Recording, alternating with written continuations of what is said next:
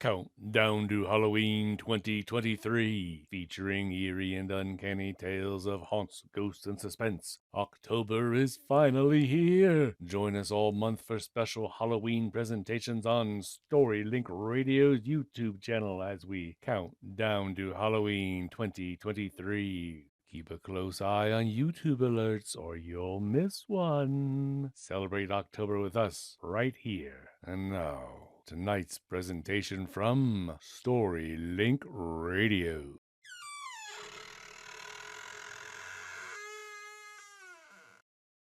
The Dead Man's Chest. Yo ho ho. Frowning, Mrs. Armstrong shuffled through a small stack of papers on her desk. Ah, here it is, she said, standing and walking to the front of the class. As you all know, it is considered quite an honor to be in the Wrights Cove Middle School Festival of the Pirates Pageant. Glancing over at his best friend, Mike, Peter opened his mouth and put a finger on his tongue in a gagging gesture. Mike stifled a laugh.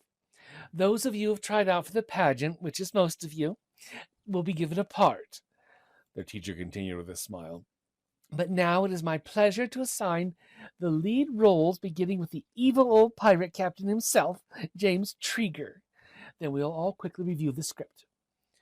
One by one, she called out the students' names and the characters they were to play. Peter stopped listening and began to doodle pictures of pirates on his notebook. It wasn't that he didn't like the story.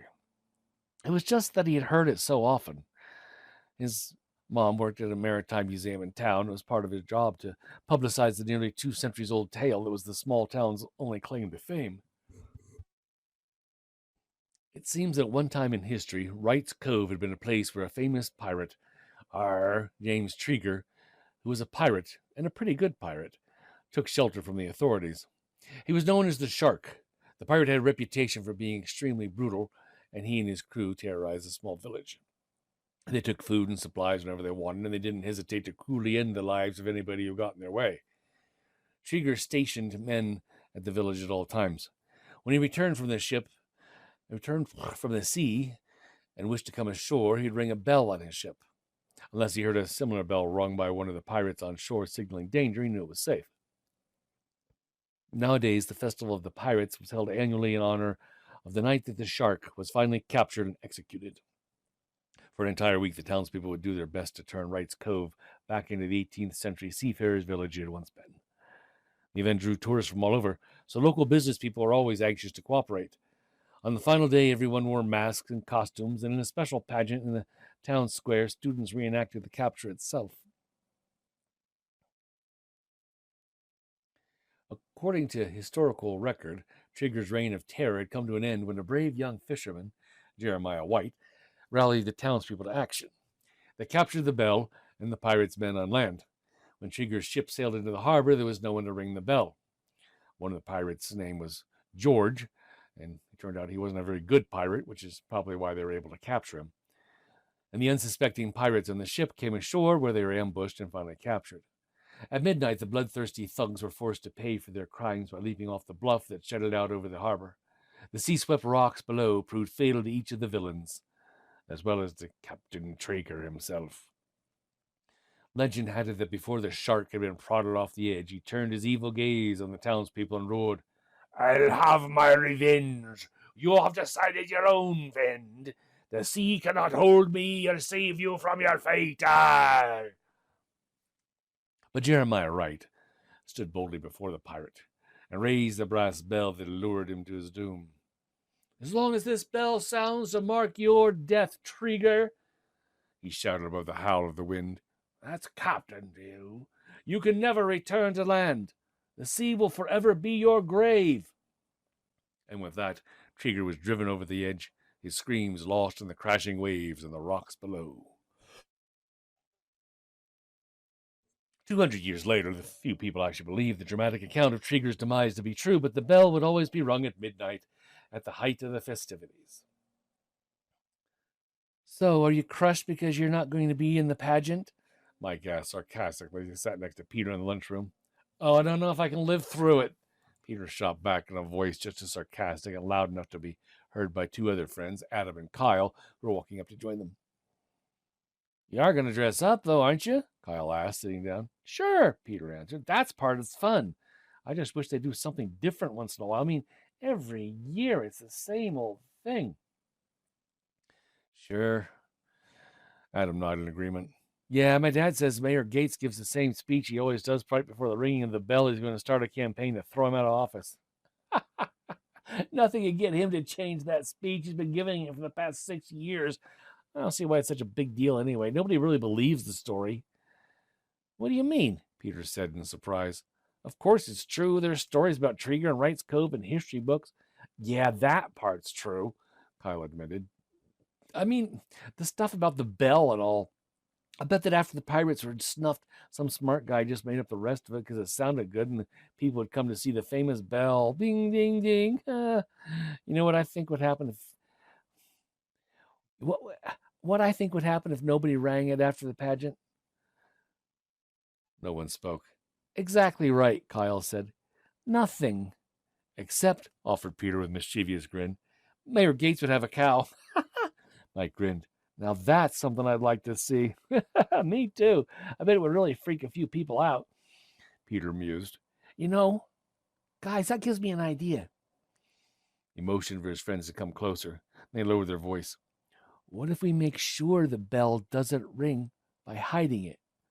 Right, Mike said with a smile. How are we supposed to walk up in front of a few hundred people and swipe it? If you remember, it always stays locked up in the museum until the pageant's over. That's right, Peter agreed, nodding. But my mom has a set of keys at the museum, and I happen to know where she keeps them. She'd never notice if I borrowed them. Besides, we could get the bell and put the keys back before anyone knew they were missing. And I think she wants me to be guilty of breaking, entering, and lying and stealing. Well, I don't think he said that part. Oh, well. Anyway, Adam frowned. How will we get the bell out of there without anybody seeing us? And what will we do with it? Everybody be at the pageant, Peter answered confidently. We have a whole week to figure it out exactly what we're going to do with the bell. Come on, guys, let's start now. By the time the night of the pageant arrived, everyone in Wright's Cove was truly in the spirit of the festival, sporting striped t-shirts, colorful bandanas, and other pirate garb. In fact, Mr. Wojcinski at the Emporium had completely run out of black eye patches and plastic hand hooks, which was good because it swore that they saw a hand all by itself scuttle across the lawn in search of a hook. There was a hook in search of a hand. But anyway, with his mom's keys, it had been easy for Peter and his friends to get into the museum through the back entrance. See, Peter said triumphantly, just like I told you, everyone's at the pageant. They'd carefully worked out every step of the plan. Adam kept watch while Peter lifted the 8-inch high brass bell from its display case. Holding the clapper to keep it silent, he placed their booty in a red-lined wooden chest where it was stored when not on display, and he snapped down the lock. The chest was about the size of a small suitcase, but it had metal handles on each side that made it easier to lift and carry. Geez, it's heavier than I thought it would be, Mike complained as he and Kyle each gripped a handle. It's all clear back here, Adam whispered. Hurry, guys.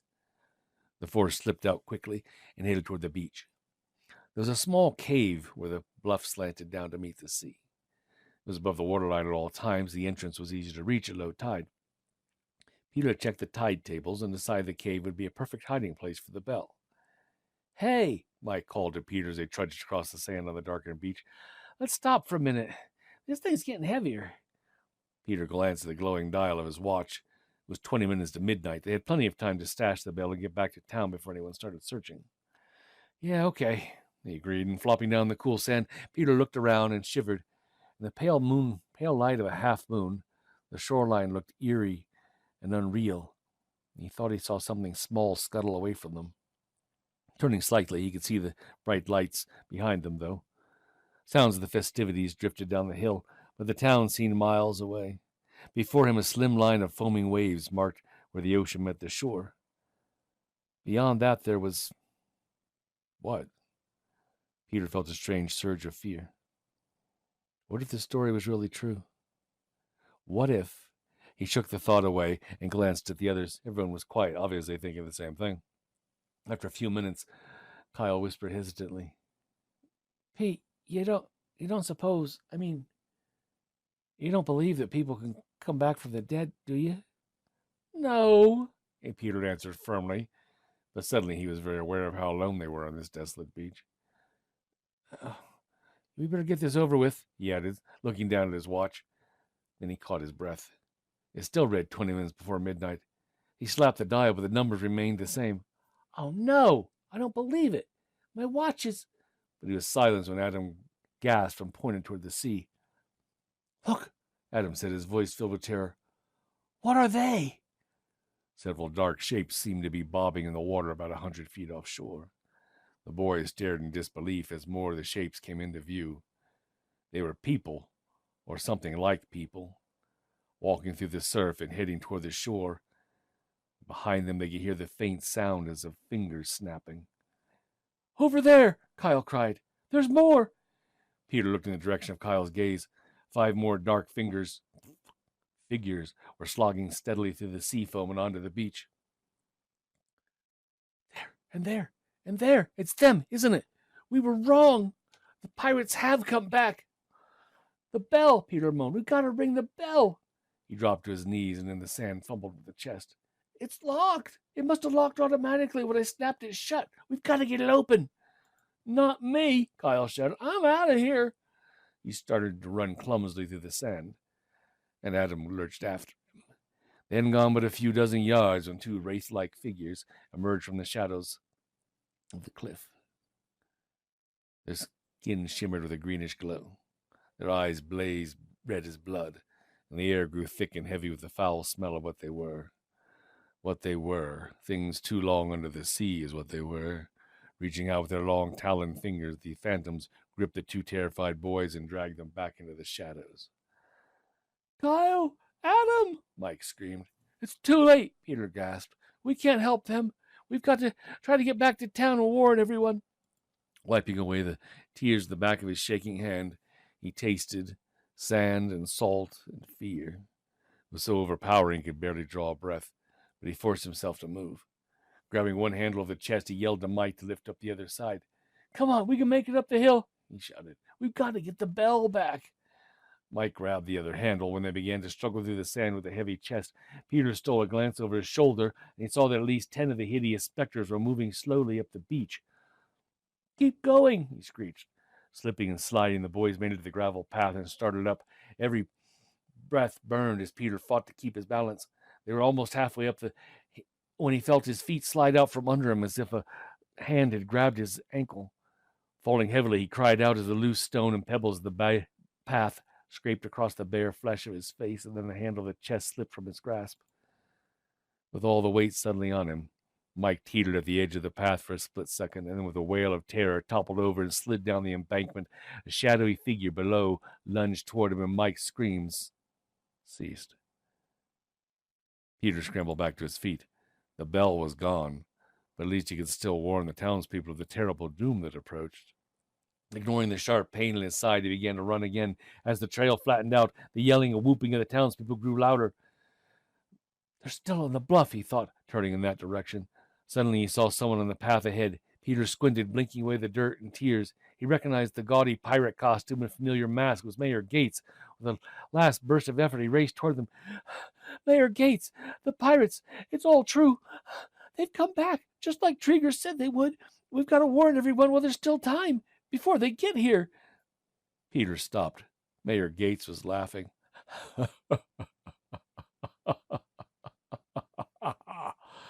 I'm not joking, Mayor, Peter shouted, his fear mixing with anger and frustration. It's all true, and soon they'll be here.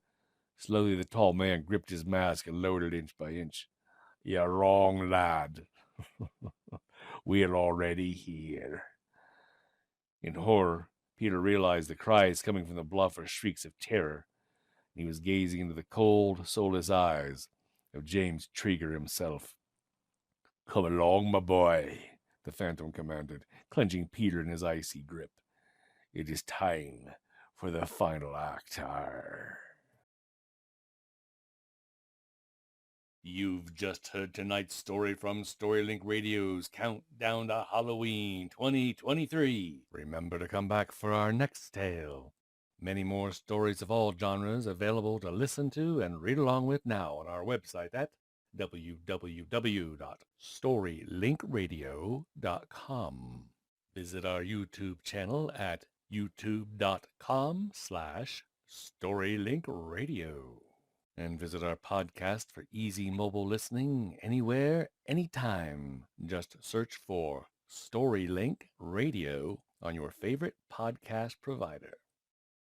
Oh, and don't forget to hit the subscribe button and click that alert bell for Storylink Radio.